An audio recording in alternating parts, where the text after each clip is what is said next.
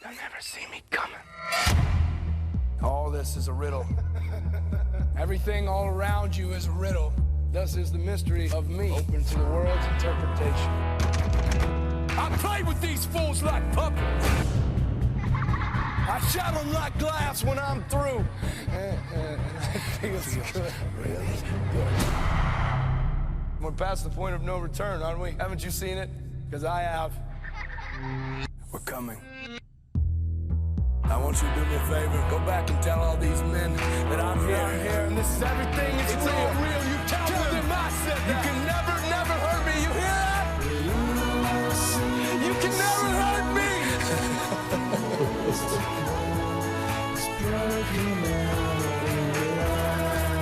They say we're coming, but we've been here all along.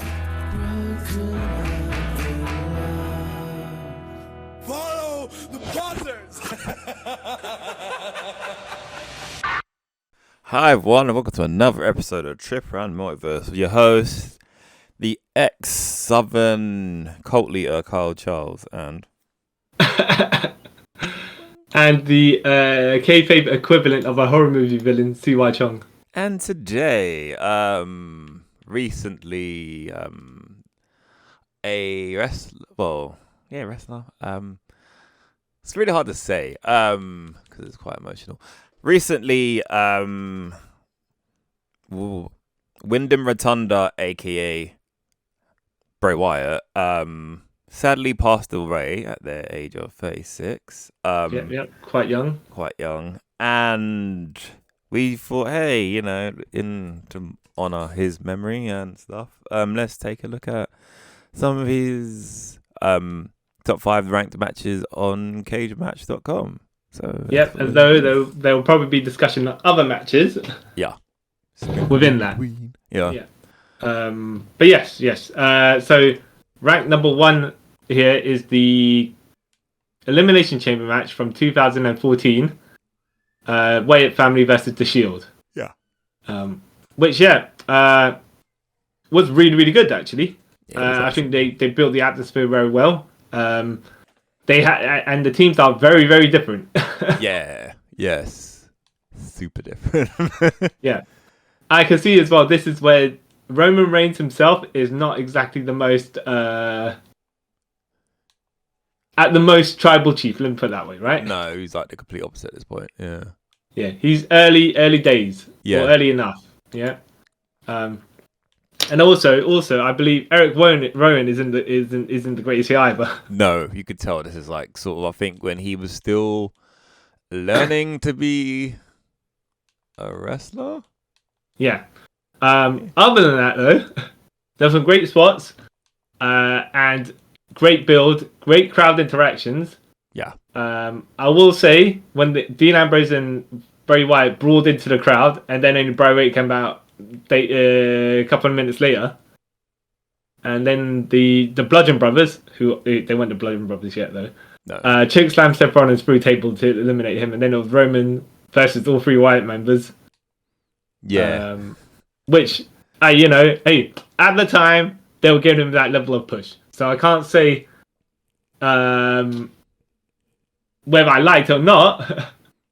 Yeah. Because it was almost like people beating all 3 by himself, getting pretty close, and then the numbers game hit him. Yeah, and he got taken away. Yeah, with that dirty flying elbow, like it's almost like a hidden blade to the front, right? Yeah. It is, isn't it? But yeah. Well, I think you know what? I think it's kind of like a crossbody, but it's a crossbody hidden blade ish thing. It's dope. Which looks really good because the direction he's going, his body is like, once he makes it's like when impact hits, that part of his body, the elbow, drags in the direction of the person he's hitting, and the rest of his body has the weight, the momentum going forward. Yeah. With his legs, so it really looks like he's smacking them hard. Yeah, it looks legit. It doesn't look legit. Yeah. Any thoughts on this match for you? Because when this all happened, I think this is probably when I was watching like wrestling on super regular, watching Raw and SmackDown, even though SmackDown at that point was actually just the clip show. But I was really into this feud because I followed both of them from NXT, like the Wyatts from NXT and bits of the Shield. Actually, no, when I started watching NXT, the Wyatts were still there, but the Shield wasn't. Yeah. But either way, yeah. So I was very highly invested in it, and the build to it, I was also quite behind, where they both were sort of was working for the Authority, but then the Authority made the white switch on them, and then I enjoyed the whole build. I liked the match. Yeah. Dean Ambrose. This is when he was a weird sort of wrestler, where he was just all of his moves and stuff looked weird. Yeah, very very brawly, but kind of Unpolished. Yeah, windmill brawly. Yeah. Which is weird when you like maniac. Yeah, more like a maniac rather than an actual brawler. Yes, that is the best way of putting it. Yeah. And then Bray did good in this match. I really enjoyed, like you said, I enjoyed his offense. It's cool to see someone's like. I'm not saying he's small or anything, but compared to like Rowan and Luke Harper, height-wise, he's there. Yeah, he's smaller than them, but he was still in control of them, and I thought that was pretty cool. Yeah, they got their gimmicks over. Yeah. Well, the gimmick's already over, but if you just watch the match, you see one team's a unit, right? Yeah. Like the Shield. Even though they got like within the match, they didn't have the fractured, but they were a unit, right? Yeah. Even though that's the storyline going in. And the Wyatts, like it was Bray Wyatt, and then you had Rowan and Harper, who are his minions, his muscle, so to speak. Yeah. But yeah, a really really good match. When the first time I watched this, at the time, I was like, oh yeah, they built it, they took that, but they got the build, and then they kind of held it off for Elimination Chamber, the payoff match. Yeah. They did. Obviously, you can't make everything happen the first time again. No. So, but they had 3 other matches, which has still had the same amount of hype as far as crowds were concerned. Yeah. Which we'll get to. I actually watched all 4 of those matches, by the way. Oh, really? We'll I watched 2 of them. This one and the other one. Yeah. That's later. So when we finish the top 5, we'll then speak about the rest. Yeah. Okay, so second best match is the Survivor Series Elimination Match 2016, which had AJ, Bray Wyatt, Dean Ambrose, Randy Orton, and Shane McMahon versus Braun Strowman, Chris Jericho, Kevin Owens, Roman Reigns, and Seth Rollins. Now, how Kevin Owens and Chris Jericho got themselves eliminated? Yeah. How OJ start? So go on. That's just it. I play to their story, so I get it. But exactly. Where they used Kevin Owens used the list of Jericho and got disqualified, and then Chris Jericho got distracted by the list all over the place and got hit with a finish. Yeah. This is where the Shield were together, but they weren't together, except they hit all the hatred for AJ Styles. Yeah. Their hatred for AJ Styles cross brand for them to reunite. And I did like Dean Ambrose got eliminated, and then AJ was fighting Seth and Roman. Yeah. No, I think it was in the ring, right? And then Dean came out and attacked them. Attacked AJ, and then all the security came to take Dean Ambrose away. Seth Rollins and Roman Reigns looked at each other, and they're like, "Nah, that's my boy." Yeah, right? It's like, And then they beat up all the security guards together. The Shield, they got a big pop there. Yeah. And then they put AJ Styles through the table, triple powerbomb. And then Dean just went away. Like he did in the previous match. Yeah. By the way, in the previous match, if he got Sister Abigail into something like the wall or whatever, then I could get it. Or it just looked like he cowardly ran off, and because the match still had another 5 minutes to go before he finished, right? I think a bit more than that. Yeah. So he disappeared for ages. Yeah. Because even it took a while for him to get eliminated. Because he was the first. Oh no, sorry. elimination. I meant in the Oh, in the six-man match. 6 man. Yeah. Yeah. He went in for ages.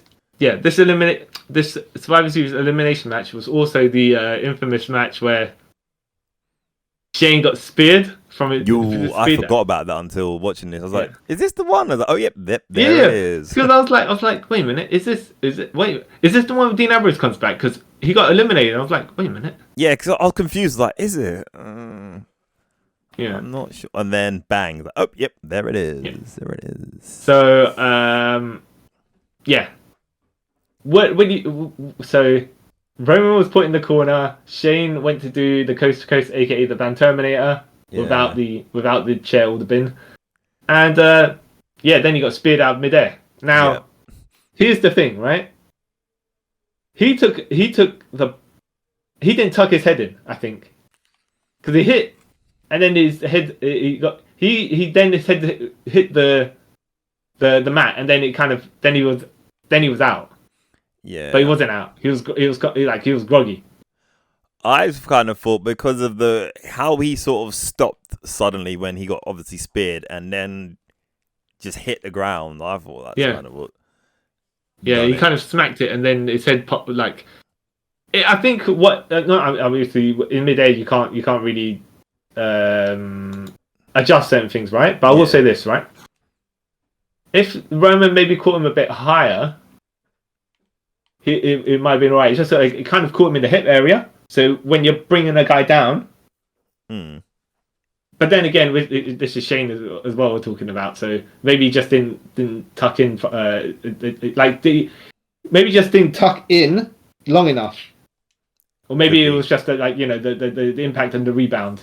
That's what I was thinking is impact and rebound, but yeah. Oh no. And what was funny is when there was the referee counted 2, yeah, but he should have been gone right away. As in, Shane looked out of it, and he wasn't kicking out anything. He was just kind of turning into the fetal position. Yeah. So the referee, probably the best thing they could have done is just look at Shane and wave it off straight up instead of trying to do the count. Yeah. Obviously, yeah, because you can kind of see in his eyes that he's not the spot, but between the spot and then you're looking at his eyes. But then again, that was it. Yeah. But that's the benefit of hindsight, and I guess when you're outside of the view, you're looking in. Yeah. It's so weird. Yeah. It's the whole 1, 2. He's meant to kick out, but he doesn't get out. Was he meant to kick out? You reckon? It looked like because he stopped at before the 3, the ref, and then I think I need to. No, I thought he wasn't meant to kick out, but he kind of was. His shoulder turned. Yeah, because he was so out of it. Or someone missed their spot to push him out. I don't know. It just seemed weird. Yeah. Yeah. And obvious. But this match was 50 something minutes long. It didn't seem like that though. It moved quite a decent pace. Yeah. You would think it'd be shorter because it's a Survivor Series match. Actually, no, Survivor Series match is going forever nowadays. But yeah. But 5-on-5 eliminations. So yeah. I didn't know this as well. And as we were watching for Bray Wyatt, he didn't do a lot in this match. No, not till the end, really. Yeah. Yeah. Where him and Randy Orton. I tell you. Okay, so so Randy Orton apparently is a Wyatt cult family member. Yeah, at this point in time, even though he isn't, right? No, he is. But but then he turns out he isn't. Yeah, he long con, which made no sense. Yeah, but yeah. Which Daniel Bryan also did previous to this, so it kind of was like, you're just repeating yourself. But because you fool me once, right, and fool me twice. Yeah. Anyways, the watching in a vacuum is really weird because Roman is getting all the boos, but he's getting all the babyface spots. Yeah. Yeah. Which I was like, oh man, the crowd's making this match not enjoyable. But then I realized, at what period of time this was. Same. I kind of forgot about what period of time it was. Like, oh yeah. Yeah. But see, here's the thing, right? This is their stubborn period of time where they'll just keep on trying to get Roman over as the number 1, right? Yeah. So they book him as he should be, considering the crowd reactions that he's getting, right? And that's the issue. Yeah. When you watch back, you're just like, oh man, they like he's getting all the right spots, but all he's getting is boos, and then you just remember actually, you know what? Yeah, The way they were booking him, the way they were booking him previous, he actually deserved those boos. Did he though? Well, wait, no, okay. He didn't deserve the boo. Roman Reigns, the man, did not deserve the boos. But they were booing for the booking of how he is, and they were booing the company. I don't know. I He get was what just you mean, catching the but flag. yeah. He's just catching the flag for it. Yeah, which is I always thought was stupid, but yeah. Yeah, but they did that same with John Cena as well. Yeah, but The thing is, though, I think John Cena could lean into it back and forth, but Roman's too. I don't know if you want to say he's too green to do that, or basically he's told not to. I reckon he's told not to. If I wanna, Yeah. Because if it was now, it would just because of who he is now, we'd just lean into it. Yeah, exactly, 100%. Yeah. But yeah, no, it was good. It was a good match, except for weirdness when you're like years later watching it. Yeah. It's so weird seeing where most of those people are now. You're like, wow, this is such a weird period of time in wrestling. Yeah. Mm-hmm. Like someone's not with the company anymore, but hey. Yeah, but still really good match. Yeah. Okay. I keep and this as well. I was talking to one of my friends about this as well. I was like, I keep forgetting that Jon Moxley and Dean Ambrose are the same person. Well, you know what? It's when you get later into Dean Ambrose that he becomes Jon Moxley, or re-becomes Jon Moxley. Yeah, but his style was different. Yeah, and his posture. It's like the Superman thing, right? Yeah. Yes. They're the same guy but different. Yeah, which is super. It's not weird, but it's like no. Yeah. There's differences between Dean Ambrose and Jon Moxley, and if you go into it further, Dean Ambrose is a bit more clownish. Yes, especially this period. Yeah. Because they're trying to make it. They're giving him stuff to do, and they think he can get it over with his mic work. But it's like that's not. You want to give Stone Cold Steve Austin that stuff to do? No.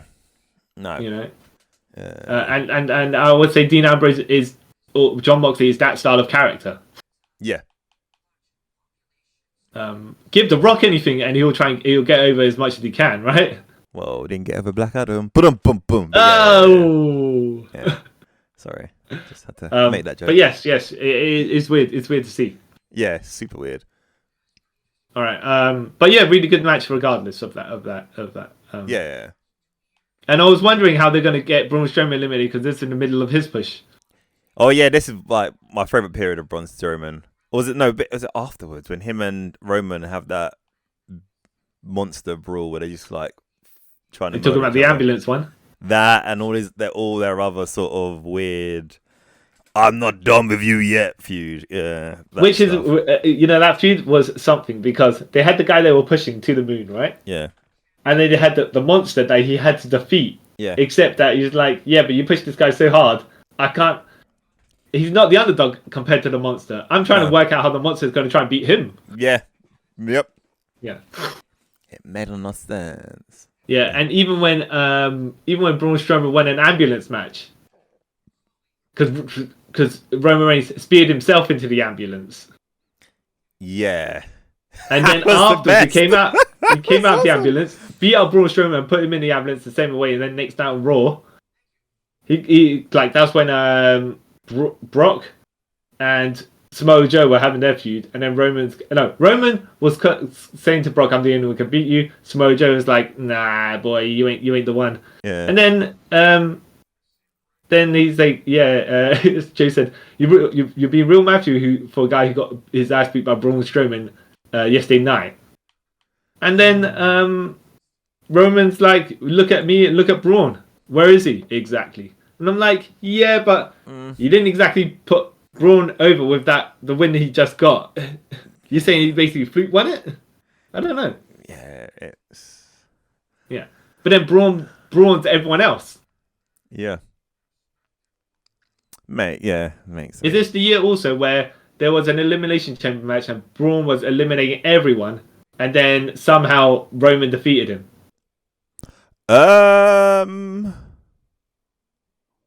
I don't. Wait. What year was Is that this? earlier this year or the year after? All right. Give me a second. Let me see. Because that was 2000. 1 second.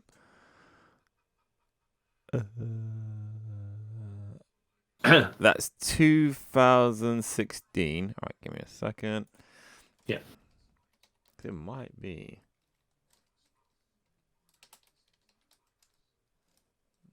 Whoa. 2016.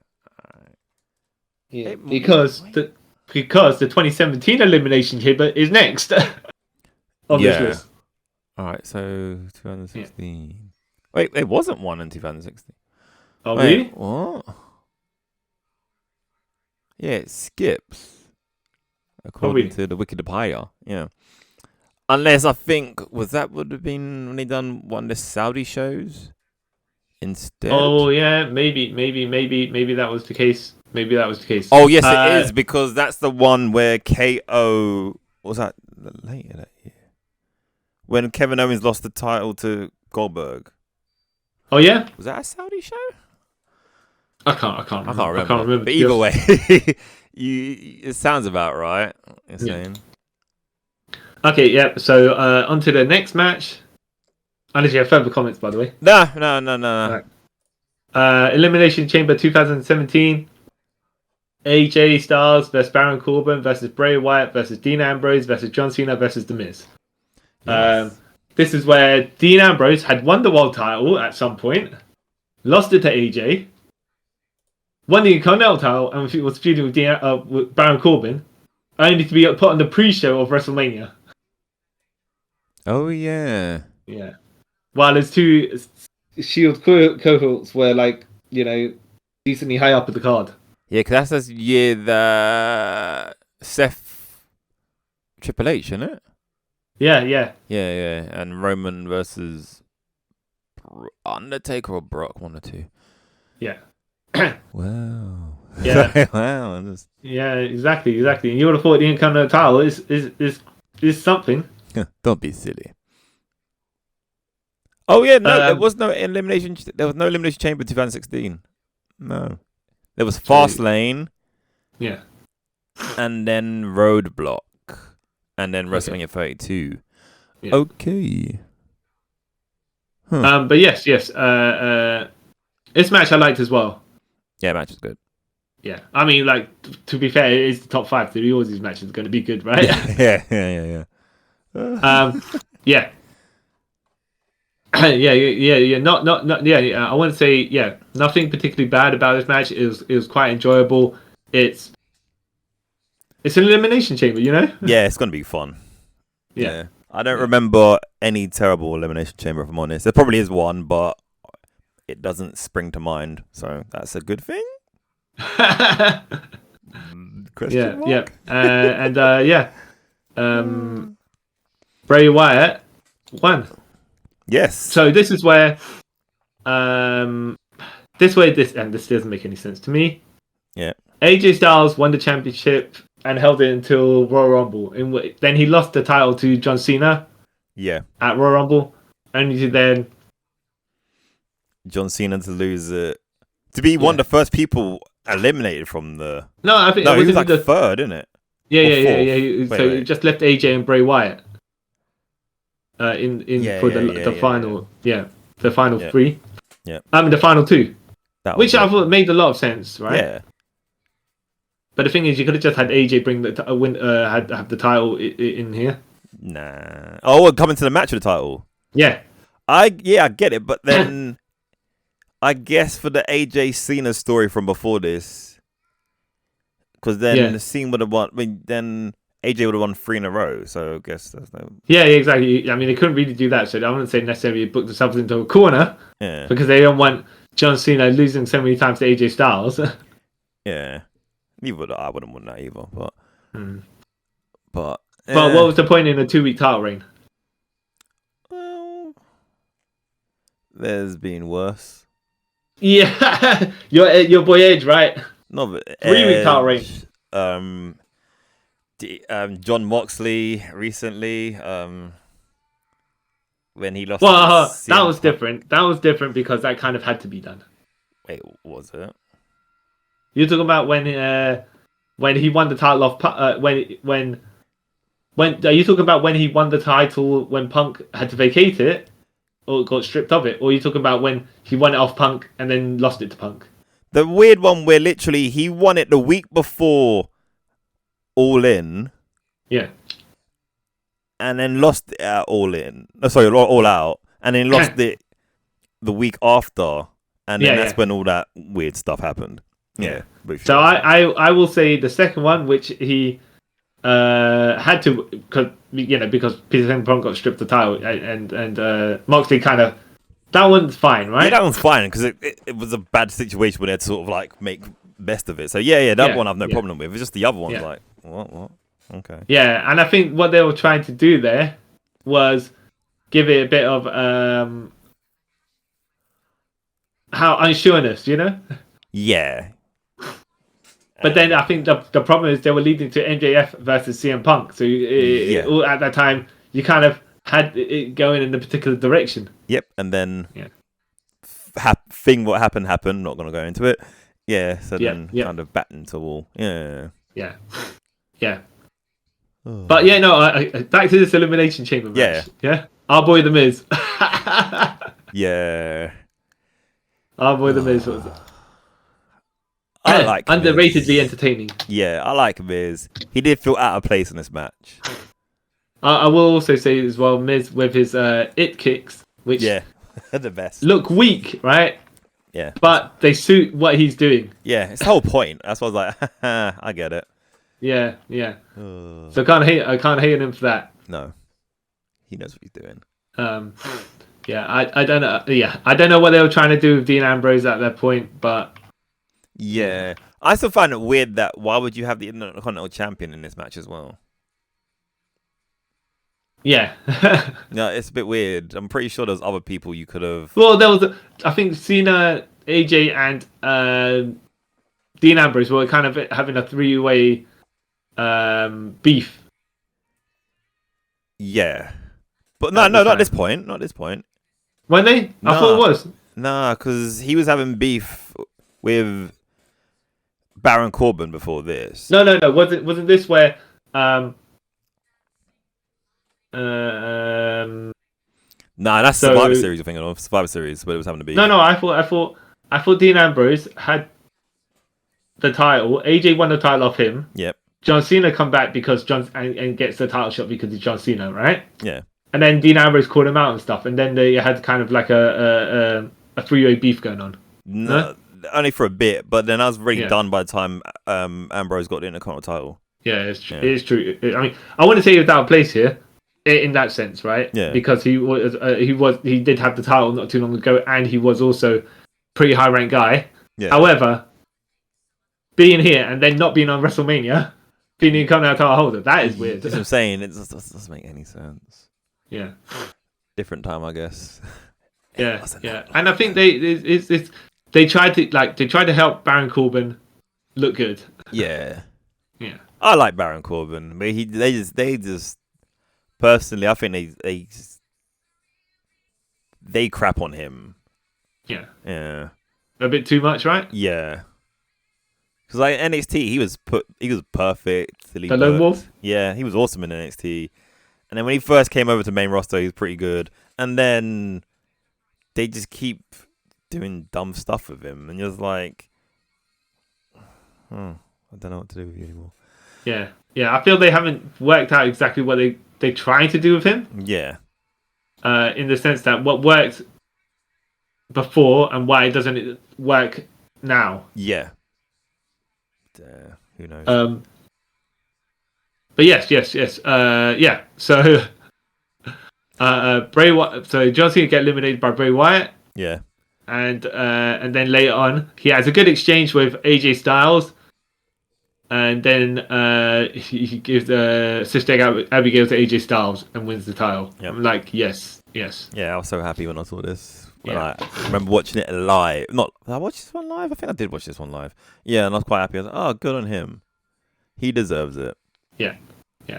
But then here's the issue.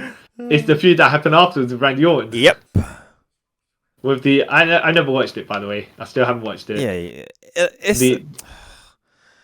Randy Orton turns because he was a fake member of the Wyatts all along. yeah. And then is this the one with the projected worms on the WrestleMania mat? Yeah. Which what's this thing? Randy Orton had to sell that he was scared of or something. Yeah. It's like none of this makes any sense. Like the worst thing is the feud after it, the lead up to the WrestleMania match was pretty good. Because before this, Luke Harper's like, we can't trust him, you know, and Bray's like, no, we gotta trust him. He's part of the family, man. He's family. And then they start having like, so that starts like a feud between Luke Harper and Randy Orton. Yeah. And then Randy Orton wins Luke Harper over. So, oh yeah, cool, we could trust him. And then after this, leading up to WrestleMania, him and Luke Harper have another feud. Like, kind of like beef, like, see, I told you. And then he kind of gets chippy with Bray as well. So I was thinking, like, everyone's thinking, oh, you might as well just done a triple threat then. Luke Harper, Bray, and Randy, which made sense. Yeah, and then you could have had Luke Harper take the pin. Yeah. Or, if you really wanted to. Yeah, he could take the pin from either one of them. Makes no difference. Yeah. But no, it is. I don't like they cut what's his name that Bray Wyatt's win the title run very short. Yeah. Like Randy Orton didn't need to win that title. Nope. And then he lost it to Jinder Mahal later on. Yep. So that was pointless. Yeah. Because then that led to just before the brand split when Bray got moved to Raw. Yeah. And Randy was staying on SmackDown. They had I can't remember what the name of the match was, but basically it was an abandoned house. The Firefly Funhouse? No, it was literally they was having a wrestling match. Is this where he burns down Bray Wyatt's? No, that's not the lead to it. That's the lead to it.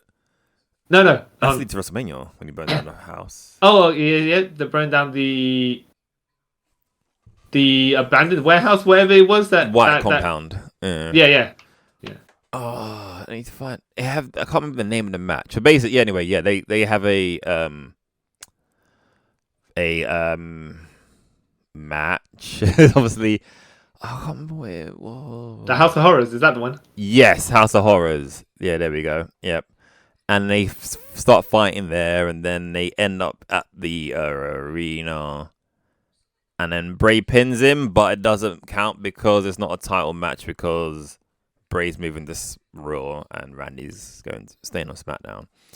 Yeah. I don't know what they. Yeah, I don't know what they think they're doing with Bray's character at some points. But regardless of that, right? The actual Elimination Chamber.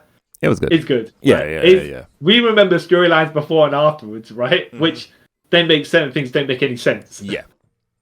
It ruins certain things. So the matches in a vacuum are all good. It's just the lead up and the build and all these other stuff. Sometimes it gets a bit iffy and weird. Yes, a bit confusing. Now, fourth best match here is Bray Wyatt versus Daniel Bryan at Royal Rumble 2014, which was really, really good. It's shame it's only Bray Wyatt's only singles match here in the top 5. Yeah. Which is... but yes, no, this is obviously Daniel Bryan's always really good. Yeah, no matter what. But and I'd say Bray Wyatt was, as far as this point, untested to that level. Yeah, especially on main roster. Yeah. And he held his own. He didn't sound like he was out of place. If anything, he was giving his licks back to Daniel Bryan as well. Yeah. And this is where full babyface Bryan anti-authority was in place. Oh, anti-authority, as in not because he's Stone Cold Daniel Bryan, it's because the authority was after him and he was their enemy. Oh no, that wasn't this bit yet. That happens afterwards. Oh yeah. Yeah, where they tried to sideline him. Norman tried to I don't that whole thing. Yeah. They I don't know why people thought he was going to be in the Royal Rumble if he just had a match at the beginning of the pay-per-view Because where he got sometimes battered. they actually do. Yeah, but sometimes... not if you're going to have a match like they had. Well, to be fair, it was the first match as well on the pay-per-view. Yeah. So if it wasn't the first match, if it was one of the middle matches, less likely a chance, right? But wait, let's go through the match itself first, and then we go to the end. Yeah. Yeah. Really good stuff. And Bray and Brian looked like they were of equal stature. Yes. Now Riot's definitely bigger than Brian. Yeah. Right? Height and size. Yeah. But Brian had, I would say, more what's it called? Credibility. Yeah. Yeah. So you're thinking, all right, so the guy who's getting the push, not necessarily the push, but the guy who can do stuff, he can get the win over the guy who's big, right? Yeah. No, actually, I like the finish where Brian was diving out at Bray Wyatt, and Bray Wyatt then caught him, and Sister Abigail'd him into the barricade. Yep. And then gave him another one in the ring. Yeah. I was like, yes. Very good, very good. Made a lot of sense if Daniel Bryan's coming back in the Royal Rumble, which he does not. No, even then, like watching the match, I was like, it wouldn't make sense because then if he goes to the Rumble, he's not gonna win. If he like literally got like battered by went for a grueling we're match. we're talking about the power of the people. The power of the people here. It still wouldn't make any sense. Well, you know what? You say that, right? You say that, but then he still won his way into Rumble. Yeah. Oh. Sorry, that he still won his way into the Rumble. Yeah. I mean, to WrestleMania, anyways. Yeah, which makes more sense. Yeah, I don't know if I'd say necessarily. I wouldn't personally. I would have just have him come out number 30 and then win it, right? Because that would have made the most sense. Yeah. But all right, you say that, but think about it this way: would that story been as good as the one that we got? No. Well, I think it would have made more logical sense to get in that direction. Okay. No, it wouldn't, because then it wouldn't be the triple threat. All this, it wouldn't make. No, you can still do that. Because then you could be like, as the authority, he won the Rumble, but we don't want that to happen. We don't want that to happen. We'll just try and basically get his win stuffed and whatnot. Because they did that, but when he won the title the previous year, and they basically just stripped him of it right away. Yeah. Because of the dodgy ref and all that. But still, then you don't get him beating Triple H at the beginning of WrestleMania and then going into the match the extreme underdog because he's already had a fight and he's ready. I think they could have worked a way around it. But as for the actual Rumble itself, right? Yeah. This is where Batista was getting booed so hard. Yeah. And Roman Reigns was getting this push, and Roman Reigns was getting big cheers, right? This is when they weren't pushing him here. No, they were giving him a decent amount of push because he eliminated.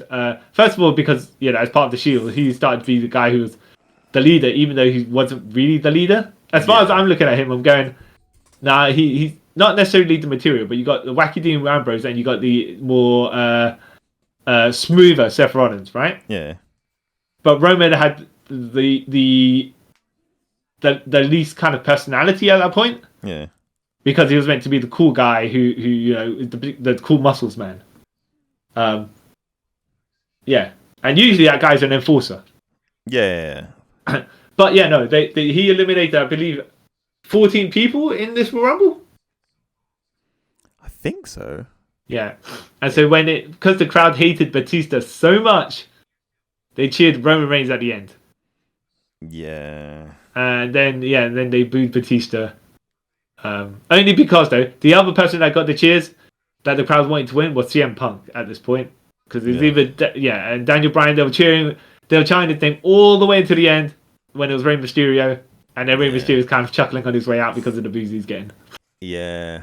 I was like, no, you can't boo Rey. That's terrible. But that's the stuff afterwards. Yeah. So, but as far as the Bray Wyatt Daniel Bryan match, really, really good, really, really good stuff. Yeah, and I like the way that they ended it. And you would have thought Daniel Bryan would say maybe win this match and then continue his feud with the authority if it was going in that direction. No, they actually had them lose, but they had them lose in a way that he got semi-protected because he got caught from a suicide dive and then slips the Abigail's into a barricade. So that's something. They didn't bury him or like it was as clean as a win that was possible without stalling anyone's momentum. Yeah. But it was. Yeah, I enjoyed it. It was good. Yeah, maybe we'll get onto the Daniel Bryan versus The Fiend matches later on, right? Yeah. Which I did watch, but I'll tell you all the matches. Let's do the last one, and then I'll tell you all the other matches I watched. Okay. We can have little comments on those, yeah? All right. Okay, so Raw, 3rd of March 2014, the Shield versus the Wyatt family again. Yeah. This is the second match they had, which the Shield were beefing at the beginning because they're asking Dean Ambrose, where were you? Yeah? And he's like, shrug, yeah? He also then had the US title Royal Rumble Battle Royal before, which he lost when Sheamus kicked him out. Yeah. And then the Shield, then Seth Rollins is like, I'm sick and tired of carrying all you guys. You got to get along, right? You need to know, like, we're meant to be a team. So when they build towards a big tag, like, Seth Rollins is there getting isolated and no one's in the corner because Dean Ambrose and Roman Reigns are having trying to, like, Dean Ambrose being out of control, mouthing off at the Wyatts, and Roman Reigns trying to get back to the corner. So when Seth gets there's no one there. Yep. And then they built in a big tag where Dean Ambrose is getting beat up, and then he goes to tag Seth Rollins, who then drops from the what's it called, the ring side. Yeah, it's like I don't want to be part of this. Yeah, and then he lets them. Then it's the two of them get beat up by the three of them. Yeah. And even though it's a good match, it's more about the drama of, and they almost, by the way, caught lightning in a bottle twice at that point. Yeah, they almost did. Yeah. Because they got the crowd reactions, and then the match was still hype and everything like that. Yes, I forgot about that. But still a non-definitive win for the Wyatt family here. Yep. Because Seth Rollins decided he was just going to watch the world burn. Yeah, it's like, you know what? I'm bigger than this. And then, even though he's not, but that's how it kind of came off. It's like, I'm bigger than this. You got to do what you got to do. Yeah. Speaking of have you seen? Which of the other Wyatt versus Shield matches have you seen? I'm trying to remember now. Wasn't there? There was one at main event. Yeah, I don't think that I watched that. Have I seen that one? And there was one. I think I have seen that one. I think there was one on in April. No, March. Where it was going to be Evolution versus the Shield. Yeah. And then they come out. I think the Wyatts and this is the last match they had. The Wyatts and the Shield were. I think they weren't. They didn't have storyline beef at this point. And what happened was the Wyatt. I think the Shield were decently at advantage, and then Evolution's music played. Yeah, because Evolution is a mystery. Yeah, and so then the Shield get distracted, because like they're trying to fight Evolution as well as the Wyatts. Yeah, and then they take the loss there. So of all the four matches they had, the Wyatts versus the Shield, Wyatts won 3 of them, and I'd say none of them completely clean. No, but there was the one match they had at main event, which was really, really good as well, right? Which was as clean, which is no interference. Both teams being exactly as teams should be, yeah. No drama, no nothing, right? Which the Shield won. Yeah. And I'd say probably to myself that is the second best match between the Wyatts and the Shield. Personally. Yeah, I would say that. Yeah. Yeah. Only because it was definitively clean. Rather than like other storyline bits bopping in and out when not necessarily that you just like at some point you like let just be as straightforward as possible. Yeah. Who is definitively the better team? But who is? Yeah. So when the Shield gets their act together, yeah, they are the better team. Yeah, when they get their act. Yeah. Yeah, the other matches. So other matches I watched, and you can let me know. By the way, I didn't watch this match, but you have to let me know. John Cena versus Bray Wyatt, last man standing match. How's that? I'm trying to remember because this is after the WrestleMania 31 match. And No, is it? Yeah. Sorry, yeah. Because this is where he throws the stairs at him. The stairs at him. Yeah, he throws. Okay. I thought he said spears. I'm like, wow, okay. No, he didn't try to murder him this time. Yeah. It was okay. I can't remember. But wait, who wins it? John Cena wins, right? Oh, I can't remember. I didn't watch it, so I can't tell you. But if you had to tell me to guess, probably your boy John Cena. Yeah, it was okay. Nothing to write home about, if I'm honest. Yeah, it's not worth watching. Nah. Okay. Anything. If I'm honest, okay. Anything. Yeah. What about John Cena versus The Fiend, the Firefly Funhouse? That match is, even though it's not a match. Yeah. In the modern contemporary sense of it, it was awesome. That's like one of my favorite things I've seen in my life. It was crazy. It's next level. It is definitely something to be seen. Yeah. I don't know how much, by the way, they took off Broken Matt Hardy and the deletion and all that stuff, right? Yeah. But this was actually very different from that. Yeah, super different. Because Bray has done a couple of cinematic matches. Yeah. Which were more in line with that, right? But this is wacky. Yeah. This is like someone took a whole bunch of drugs. Someone took all the drugs. Yep. That's basically what it is. Like, oh, okay, wow, okay. Yeah. This is something I've never seen before. Yeah. And I would rewatch it again. Yeah, no matter, like, okay, it might get flack or stuff like that, yeah? But it's mesmerizing. Yeah. It's like, look at, it only works as a visual kind of cinematic match. Yeah. You couldn't do that stuff in ring. No. And luckily for that WrestleMania, it kind of benefited from it, yeah. Yeah. As bad as it sounds, it did kind of benefit from the thing. And the Fiend won. The Fiend beat John Cena. Yep, and then banished him to the Shadow Realm, yeah. Yep, exactly. But I will say, even though this is match number 6 on the list of the best Bray Wyatt matches, I was like, it's a next level kind of match. You know, you have to know what you're watching. Yeah.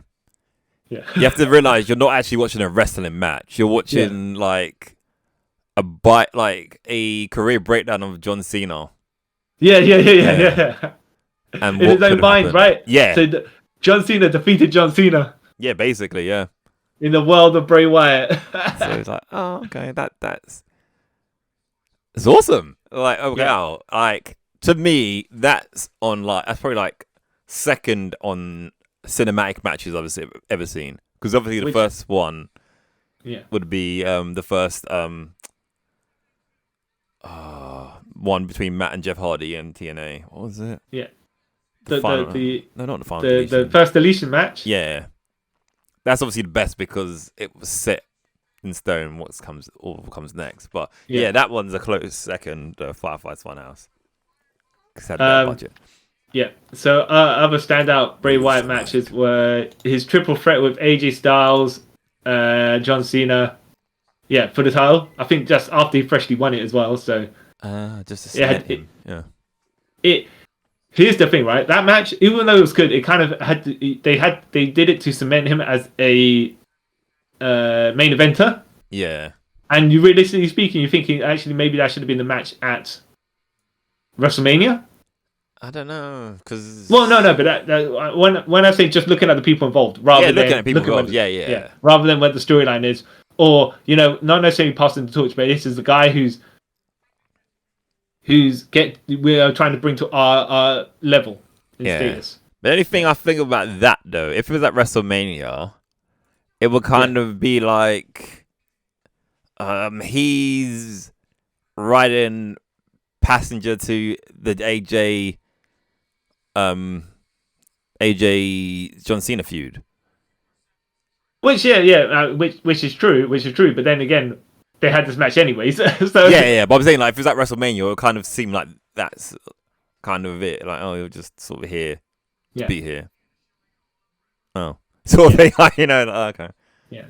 I mean, even though the match was good, right? Yeah, match was great. Yeah. Before we go into actual Fiend matches, any other Bray Wyatt matches you want to speak about? There was that Bray Wyatt versus Dean Ambrose infamous Hell in the Cell match or something, whatever it was, right? With the hold on. Wait, who was Dean Ambrose having a match with in the cell? Was it Seth Rollins? And then the shadow, the hologram. urn or the lamp of the hologram of Bray Wyatt appeared out of nowhere. Yeah, and then he's come out and clotheslined him. That was awesome. That bit was. Yeah. But yeah. That was. Yeah. And there was the pre-Fiend version of Bray Wyatt, who was going to have a match with Demon Finn Balor. Yeah. And Bray Wyatt was going to come out with Sister Abigail. Yeah. Which then the match never ended up happening. Yeah, because he got tonsillitis. Not tonsillitis. Yeah. Was it tonsillitis? COVID? Was it? No, it was before COVID. It was either tonsillitis or some kind of health issue. Yeah, right? it was some health thing that took out quite a lot of people at the same time. Yeah. And then AJ Styles had that match instead, which was really good. Yeah. Because I think Roman Reigns got what he got as well, and then that was later on as a match with the Shield versus someone, and they replaced Roman Reigns with Kurt Angle. Yeah. Forgot. Yeah. So going into the Fiend's matches, which I'll try to do is in chronological. Sorry. Before he turned to the Fiend, there was when he was the Eater of Worlds, and the tag team of him and Matt Hardy was pretty good. Oh yeah. His cinematic match with Matt Hardy, right? He had one, I believe. Yeah. The Deleter of Worlds, yes. Yeah. That worked for them as a unit, by the way. Yeah. Because they were kind of similar, except Matt Hardy was more out there. Yeah. And it was like, there was like the same but polar opposites at the same time. Exactly. Yeah. Of how they were portraying and envisioning their particular versions of the character of that sort of out there entity. Yeah. I don't know. Yeah. And then because they were both kind of supposedly possessed by demons, right? Yeah, or some sort. Yeah, or possessed by things. Yeah. And Bray Wyatt's like underneath, it's a sinister thing, right? Yeah. And underneath Broken Matt Hardy, was enlightenment or something. Yeah. And being possessed by like former presidents and and kangaroos and all these weird things. Yeah, exactly. And then there was one match when I enjoyed. It was Bray Wyatt and Roman Reigns versus Alberto and Sheamus, I think it was. It's just the one where Bray Wyatt points for the spear, and you see that as a picture most of the time where he's pinning whoever it is, he's pointing the direction. Just looks up and points, and then he's just and you see the spear just happening just past his finger. Yeah, that was awesome. Yeah. So Fiend matches. Let me think. Oh, okay. So the way I watched it, and I was wondering why everyone was booing it, right? Seth Rollins versus the Fiend. I'm actually watching that in the background as we speak. Yeah. Oh my goodness! Right. What did you think when you first watched it? I only watched this recently, by the way. When I first, I heard so much bad about it. I don't think. All right, okay, fair enough. It's all lit in red. Okay, that's a bit stupid. Yeah. But the match itself, I liked it, and I liked the ending because it makes sense to me. Anyway, I will say the first half of the match I was fine with. Yeah. Maybe in the first third for first half, right? Yeah. It's when the Fiend started sitting up from getting up from 4 stomps. Yeah. I was like, that's a bit much. And a pedigree. I was like, all right. I mean, kicking out of all this stuff. Mm. And then getting hit with chairs, getting hit with a ladder on a chair, and then toolbox on a ladder on a chair, maybe. And then Seth Rollins like, oh, what have I done? And then Bray Wyatt sits up and gives him the mandible claw from that, I believe. Yeah. And I'm like, yeah. I don't. How strong has that Fiend been booked? See, because when you get to that level, what can you do? Yeah, that's the only problem with this character in a way, because you've kind of writ yourself on the wall. But Yeah, I kind of get it that he's like a horror villain where he's a bullet sponge basically, and then can't do but anything. I think that works against him to a certain degree, because then it's like, how can you possibly defeat someone like that? That's what I'm saying. That's where it's kind of broken in the world of wrestling, something like this. Yeah, even the Demon Finn Balor doesn't come out often. And I will say, if they flick between the Fiend and Bray Wyatt as a possession thing, right? Oh, they did. Yeah, go on. No, but as in the sense that sometimes he will wrestle as Bray Wyatt, and sometimes and then other times he can wrestle as the Fiend, and it's just like a two-faced mind struggle going on. Whatever, right? They kind of did do that for a bit. Yeah, The match where him and The Miz, when he comes out. I just don't think that they allowed the they obviously the Fiend wasn't gonna, the way they powered him up, right? He wasn't gonna lose much, so they needed to have a bit more Bray Wyatt in there. I don't know, but me personally, they rushed the Fiend too quick to like title matches, because he only debuted at the SummerSlam before. And then he's already in a title match, so you kind of already writ yourself into a corner. Like, where would you go from? And so what did you saying that match? You don't think it was actually too bad? Nah. Like, I look at outside of a bubble. Like, then I like it. When you kind of think about it a bit too much, and this is a bit. Like, it's just that thing. Yeah, so the Fiend managed to, so not in that match, right? That somehow, that Hell in a Cell somehow managed to end up in a disqualification. Yep. Which is quite amazing. Yeah. All right, considering it's a Hell in a Cell. But it makes sense because the referee didn't want to witness a murder, so. Yeah. So you got to look at it like that. It's like, there's a qualification, but to a certain extent, like, okay, I could take him getting beaten unconscious, but him getting his head smashed in with a mallet, I should cut that off, because I'm pretty sure in my contract it says that I can't let people die. So the Fiend looked great, by the way. The fact that Bray Wyatt had to basically emote with a mask on is quite something. And he pulled it off, Yeah. But he won the title off Seth Rollins in another match, which was like alright as well. I mean, at Crown Jewel? Yeah. Falls Count Anywhere match. It was alright. That's pretty good. Yeah, that's alright.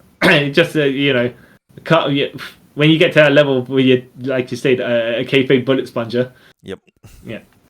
And then he gets drafted to SmackDown, I believe, after this. Yeah, where he has a match with Daniel Bryan. Yep. A normal match. Yeah. Which was alright, but I think their strap match was really good. Yeah, because Daniel Bryan managed to work around the invincibility of the Fiend. Yeah. Even though he had to do a good couple of flying knees, right? Yeah. I bought that he could have maybe tipped the scales at a certain point, or there was enough of it to me like, okay, he's not got 0% chance of winning. Yeah. He has got, he worked around the gimmick to make it himself look good on the way out. The only thing that got me there was the mandible claw chokeslam. Yeah. Which was a bit weird of a finish, because so he got in the mandible claw chokeslammed, and then he was out and gone.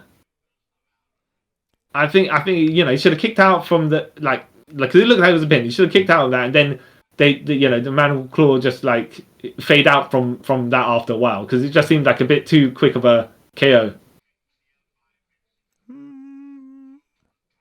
I don't know. I was alright with it. Okay. I don't know why. It's like, it's two sort of moves put into one. Yeah, I'm alright with it. Yeah. I just think between the rest of the damage that people were taking beforehand, with whipping each other with the belt and stuff like that. Yeah. But no, that's actually a really good match. So I think before that, he kidnaps Daniel Bryan or something, and then Daniel Bryan comes back with a shaved head. Yeah. And beard. Yeah. Yep. And then the Then the Goldberg match, Ooh, which yeah. I watched, right? I don't think it was so bad. No, it wasn't bad. It was just... Because of the capabilities of what Goldberg could actually do and what he when you look at it as to this is what this guy been doing during all those matches of comeback. This is this particular match is like, you know what? This is what I expect from him. Yeah. Now, just, whether we argue the Fiend have won or not, and whether that jackhammer he did was actually a jackhammer or not as well. Yeah, different story. Yeah. Yeah. Yeah. That's what I can say. It's just. Why? Sorry, it just plays back in my mind. It's like, why do you even do this? Yeah, just so Goldberg could win the title and then lose to Brock Lesnar.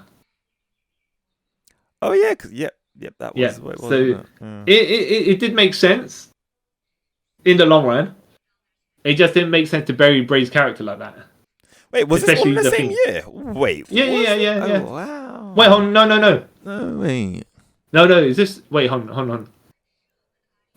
Maybe I'm mistaken. No, that's... Wait. Is this where he loses to Braun Strowman? No. Yeah, this one. Sorry, yes, sorry. So, first time...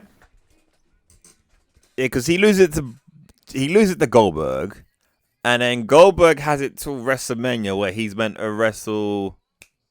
Braun. No, meant to wrestle Reigns, but Reigns pulls out because of COVID. And then it's Braun. And you're like, okay. And then he beats Braun for it. Yeah, exactly. I was like, where their logic was going, Roman Reigns probably could have had a match with either The Fiend or Goldberg. Yeah. And they would have still got the same outcome. Yeah. Both would have made sense. But one I would prefer to see more than the other.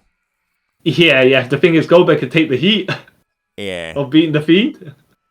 Whereas Roman probably would have got booed. Yeah. But he would have just, because him pulling out for COVID and stuff like that led to what we have now. Yeah. So, win for us. Yeah. Yeah. And him. I did also see Braun Strowman versus The Fiend. Which one? Because they have a cinematic match. Yeah. Wait, hold on. Is that before this? Yeah. The SummerSlam match. They had a match at SummerSlam. Technically, all the matches during COVID were cinematic, right? Yeah, but they had one literally before SummerSlam. I'm trying to remember what it was called, where it was. Yeah. And it was a horror show at Extreme Rules, right? Swamp Fight. The Swamp Fight. Yeah. The Swamp Fight. Yeah. Oh, I can't remember. I think I watched that, but I can't remember it. Yeah, it wasn't for a title or anything. It was alright. Yeah. But yeah, the Fiend versus Braun Strowman for the Universal Championship, right? Yeah. That was a match. That was a match where someone phrased it as it's basically a monster kaiju versus a horror movie slasher villain. Yeah. And you go in there knowing it's like that, and you're like, actually, considering what they can and can't do as the capability of these people, it's fine, actually. Yeah, it's fine. Yeah. It's not bad. It's not terrible. No. Braun Strowman, I don't think is the greatest in-ring worker there is, anyways, right? So I knew a certain level of what I had to expect from him. Yeah. And he got better, but then he kind of like. Then his knees went. So. Yeah. So I accept it for what it was, and what it was fine, right? Yeah. Which then led to the payback match where it was The Fiend versus Braun Strowman in the triple and Roman Reigns in a triple threat match. Except Roman decided, I ain't gonna make an appearance for ages. Gonna sign this contract. Yeah. Yeah. So they did the ring explosion. So The Fiend superplex Braun Strowman into the ring, and this is where the ring implodes or bends or whatever you want to say. Yeah. Now I get it. The first time they did it with Brock and Big Show. Yeah, that made sense back then. Yeah. And the second time when was Big Show and Mark Henry, that made sense as well. Yeah. Yes, I even get that, right? Yeah.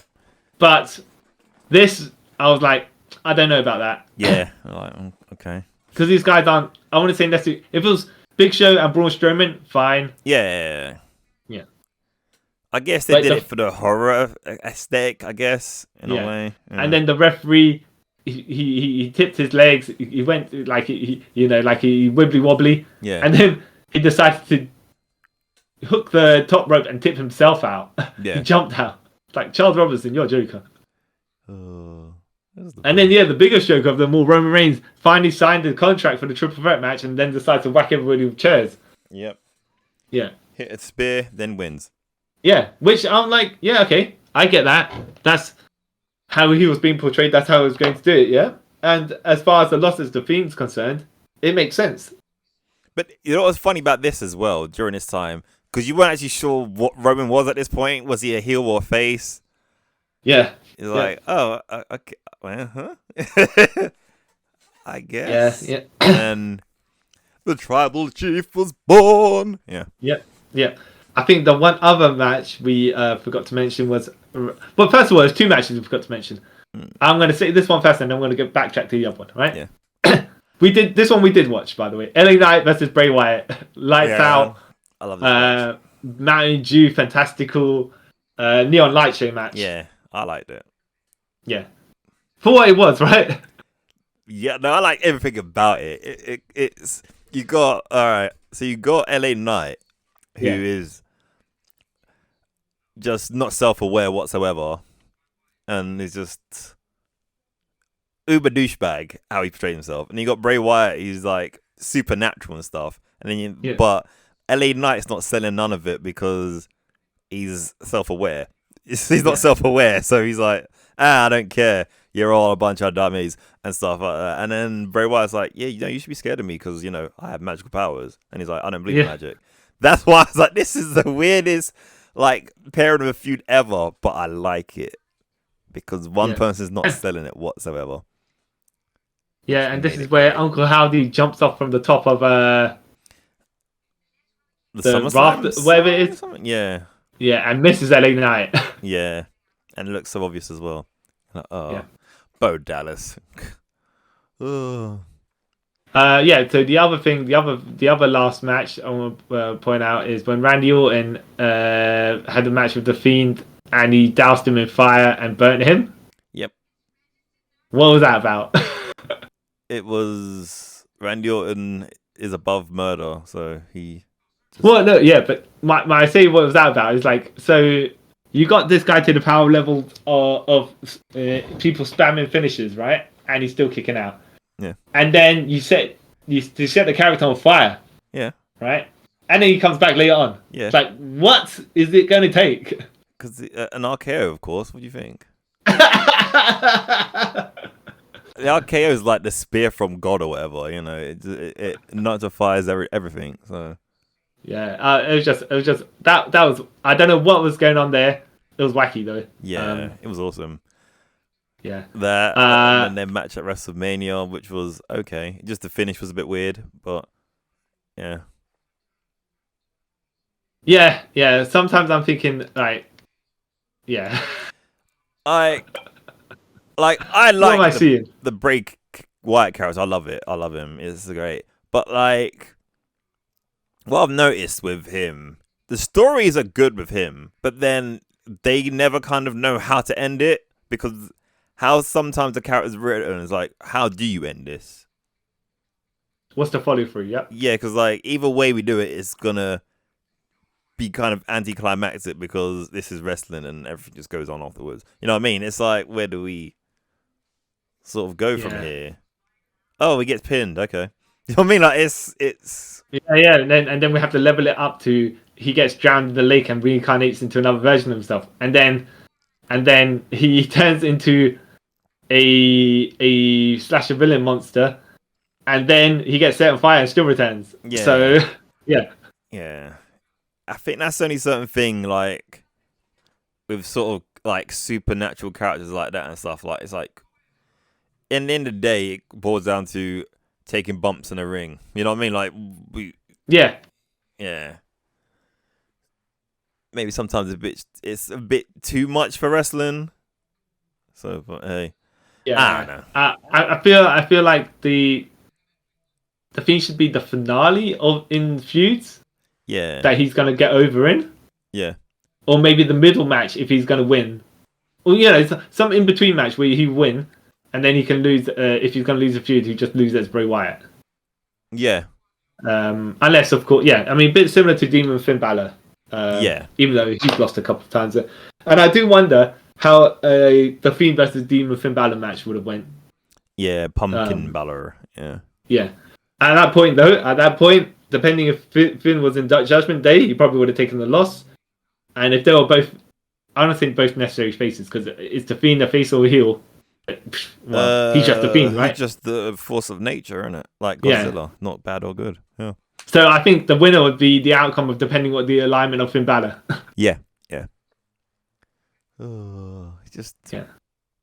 It was overall. Yeah, he was. Yeah, I like Bray Wyatt. I shall miss. Yeah. I think he. Look, as far as his gimmick goes, you remember his Husky Harris days, yeah? Yeah. So as far as his gimmick goes, he did a complete overhaul and got it over, right? Yeah. And he was I would say he was dedicated enough to the part where he was always trying to think of other things to add to tweak it, and he didn't take himself too seriously because the Matt Hardy stuff. Yeah, exactly. Yeah, or when he was on the Edge and Christian show as well. Yeah, stuff like that. He didn't take himself too seriously. But sometimes I feel like his mind was too big for wrestling, if that makes sense. Like, maybe he should have, because I know there was something when he got fired. When he got let go, when it was in 2021, was it 2020? Whenever it was, anyway. Like he was going to make a film. Yeah, I was like, that'd been interesting to see. So I don't know how far he got with that or what. Yeah, but I'd like to see his creative mind on something else rather than wrestling, where it actually can be an ending. Yeah, rather than would have been Soon Over 3, yeah. Yeah. Rather than not Jacob Goodnight. No, Jacob Goodnight. How is that even a name? But yeah, I mean, like, it's obviously. Yeah, I mean, look, he did. I don't think he got the longest title reigns, but that wasn't his fault because once you kind of. How can you work that character? Yeah, exactly. Like I don't like his character couldn't. I always thought like his character was kind of above titles as well. Didn't really need a title to do what he's doing. Yeah. In some ways, yes. The Fiend, you could keep that over without having a title. Yeah, it just gave him a bit more credibility. But then why wouldn't a character like that be in the top of the title picture? But then, you had to kind of keep him away from it because if he wins the title, does he just infinitely keep on beating everyone because of how much damage he can take? Yeah, so realistically, that should be how it should be, right? Yeah. So then you book him in multi-man matches where you can lose. Yeah, because if not, you get the kind of like Goldberg situation. Yeah, but you know what's funny? So we talk about how he's booked like a horror movie villain. Yeah, Kane was booked like that at the beginning. Yeah, and then they powered him down. Yeah. No, I'm not even talking about corporate Kane. I'm still talking about Kane with the mask. Yeah.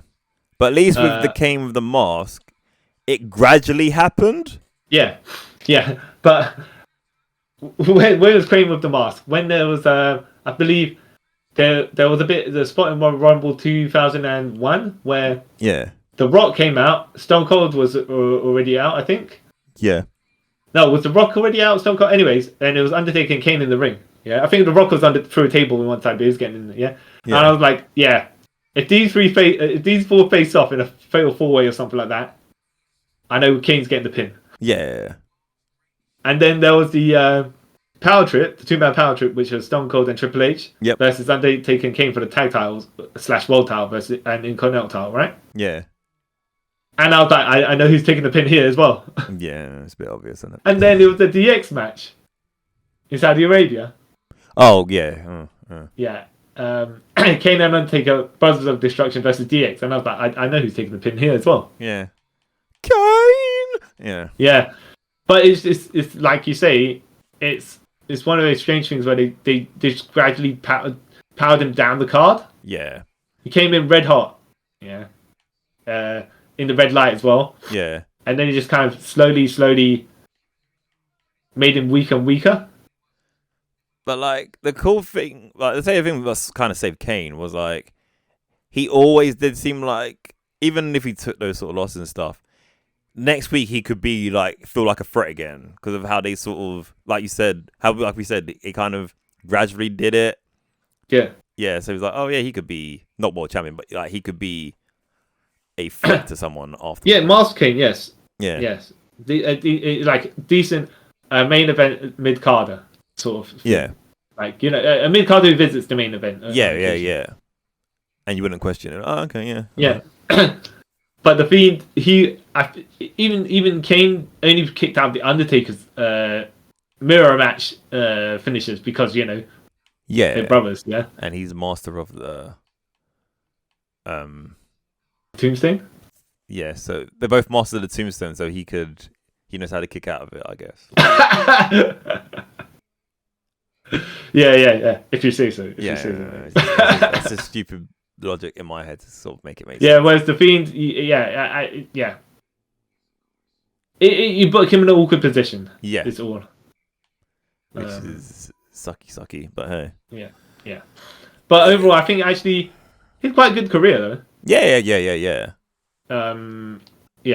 We will say Husky Harris from NXT was before the... That was proto form.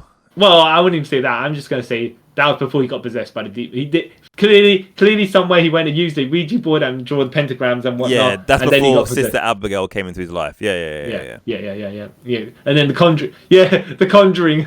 Yes, you know, so that makes sense. Yeah, I don't even think he just came back as he just did Bray Wyatt, didn't he? He just was all of a sudden. Yeah. He just came back as Bray Wyatt. Yeah. On NXT. Yeah. Talk to you, man. Yeah. Yeah. Good that he made it work though. Yeah.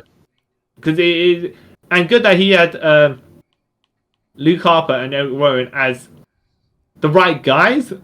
Yeah. That were his team members, because they all seem like they just they all seem like they matched. Yeah. Yeah. There's some hillbilly vibes they were given. Yeah. Even though the funny thing is, I think they're both nowhere from the south, like from the south. Because I think not Bray Wyatt, Luke Harper's from like New York. Yeah. And I think Eric Rowan's from somewhere upstate as well. So it's funny. But the way they addressed it was like, they're just like they could be, yeah. It could be hobos. 100% cult leader, whatever, you know. Yeah. Yeah. So good stuff on that. Good stuff. And we went through, like I said, Bray Wyatt's top 5 matches and other notable matches of his career. Also, there's one little thing I've meant to mention as well. In regards to the Fiend part of Bray Wyatt, I did like as well, after he beat someone, they changed their character slightly.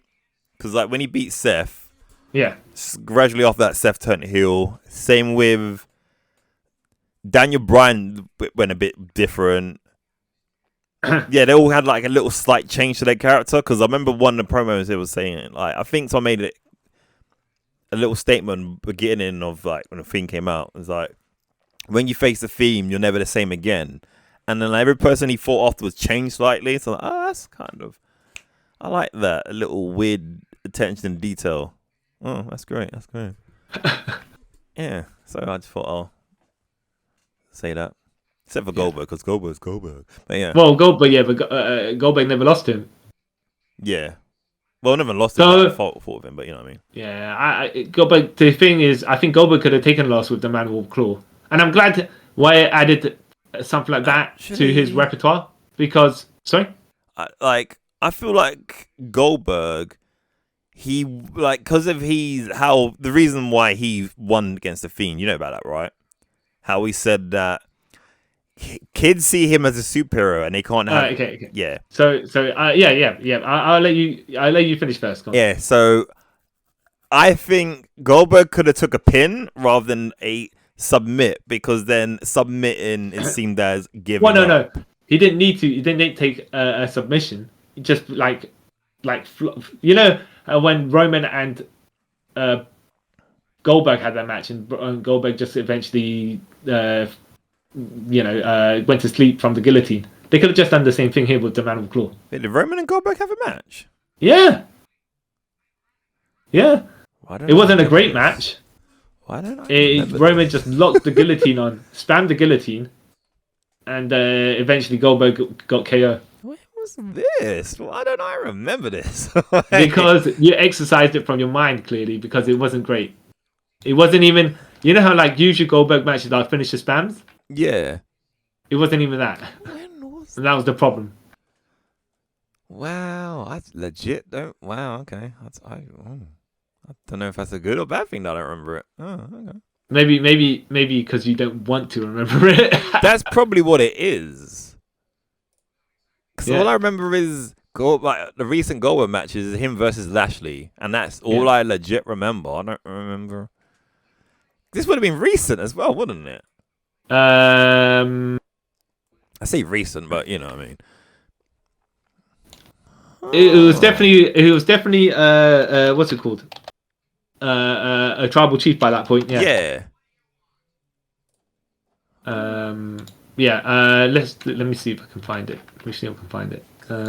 Because now you're saying it does slightly bring memory to it, but Crown Jewel. No, hold on. Sorry, no, my mistake. Elimination Chamber. Oh. Last year. Oh, 2022. Yeah. Oh, okay. Yep. That makes Technical submission. That makes sense. Yeah. Uh, Yeah. So, yeah. I'm just saying, he could have done a couple of spears, got locked in the Mandible Claw, and then take a Sister Abigail. Well, you know what I'd like to see actually. You know what? Because he's got a Mandible Claw. What I'd like to have seen, right, is a Sister Abigail from the Mandible Claw position. But that might have been one of those things where you have to time when to pull out of the guy's mouth to let him out, let the guy do face bumps. Hmm. And I do like as well the rotating Sister Abigail, the one with a little bit of tweak where everyone seems to land right on their face and spin over. I remember that. But yeah, no, So, I know we went through the top 5 matches of Bray Wyatt, which are mainly multi-man matches. But then again, you can't help, right? You can't help if you're in a good feud with a good set of opposition. Yeah, you just go with the flow, daddy-o. Yeah. But yes, and we went through other bits and pieces of the memorable matches that the Fiend and Bray Wyatt also had. Yeah, which were quite a lot. Yeah. Forgot about that. Yeah. Jeez, totally blanked that Goldberg match out my brain. But yeah, screw Goldberg. But yeah, man, he will be missed. Mm-hmm. Oh man, I feel so sad about that. But yeah, so I guess that wraps us up for this episode. Yeah. You shall be missed, Windham Rotunda. Should be missed. Yeah, and thank you all for listening to us talk about the late great Bray Wyatt. I would have liked to see where this new character of his would have went with Uncle Howdy and Uncle Harper. I'd like to see where that went, but hey, not gonna happen now. Yeah, so thank you all for listening to us discuss his career. Do you have any fond memories of Bray Wyatt, and which was your favorite incarnation of Mr. Wyatt? Was it the Southern Cult leader, the Eater of Worlds, the Fiend, the new Face of Fear? I think one version was new Face of Fear. His new gimmick is I don't actually know what it was going to be. The evil Mr. Rogers. Oh yeah, yep. There's that one as well. Yep. With yeah. So let us know. Did you know that Uncle Howdy was Bray Wyatt's brother, Buzzards? We did apparently. But anyway, so let us know. You can do that in the comment section down below. Also, if you watch this on YouTube, don't forget to give us a little like and subscribe, or leave a comment if you like, as you do all for what I just said. If you're listening to this in the audio space, don't forget to give us a 5-star review and all that lovely jubbly stuff. And until next time, guys, I'd like to thank you all for taking a trip with us around the Multiverse. Bye. Bye.